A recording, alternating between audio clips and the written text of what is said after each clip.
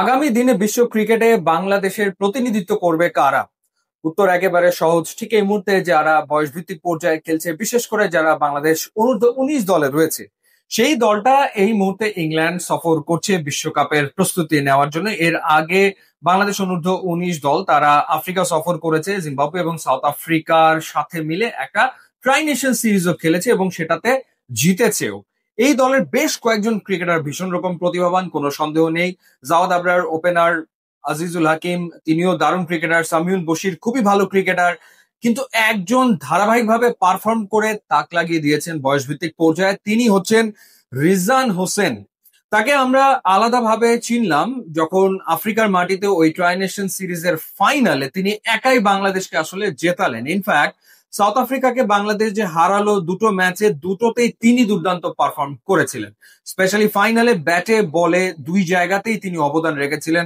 যদি ভুল না করে থাকি, তিনি 95 রানের একটা ইনিংস খেলার পাশাপাশি 5 উইকেটও আসলে নিয়েছিলেন। বিরল এক কীর্তি তিনি আসলে গড়েছিলেন।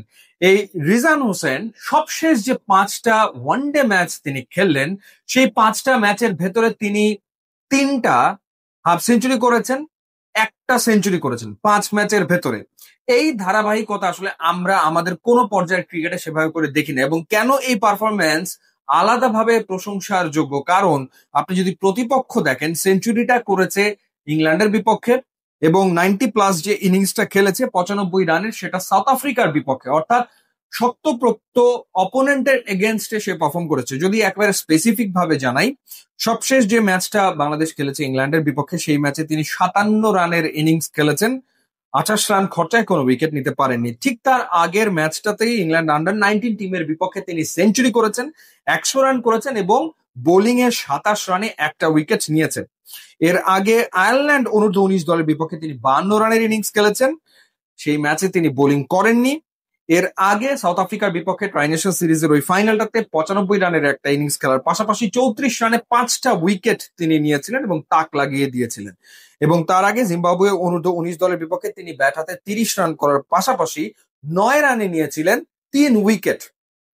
এই 5 ম্যাচে তার রান হচ্ছে 334 এবং এই 5 ম্যাচে তিনি উইকেট নিয়েছেন 9টা।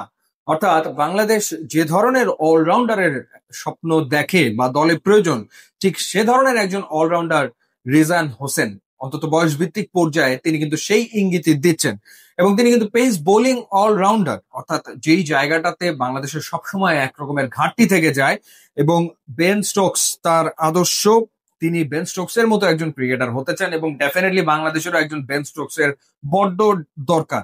19 বছর বয়সী এই ক্রিকেটার আমার মনে হয় যে সম্ভাবনা জাগিয়েছেন এবং এই ধারাবাহিকতায় তিনি যদি এগোতে পারেন, যে পারফরমেন্স তিনি দেখাচ্ছেন এই বয়সে ইংল্যান্ড কিংবা সাউথ আফ্রিকা টিমের এগেনস্টে, সেটা যদি অব্যাহত থাকে, তাহলে আগামী দিনে বাংলাদেশ নিশ্চিতভাবে একজন দুর্দান্ত পেস বোলিং অলরাউন্ডার হয়তো পেতে যাচ্ছে এবং সেই অপেক্ষাতেই আমরা আসলে থাকবো। ইউটিউব এবং ইনস্টাগ্রাম লিঙ্ক দেওয়া আছে, আপনারা যদি যোগ দেন তাহলে খুবই খুশি হবো। And thanks for watching.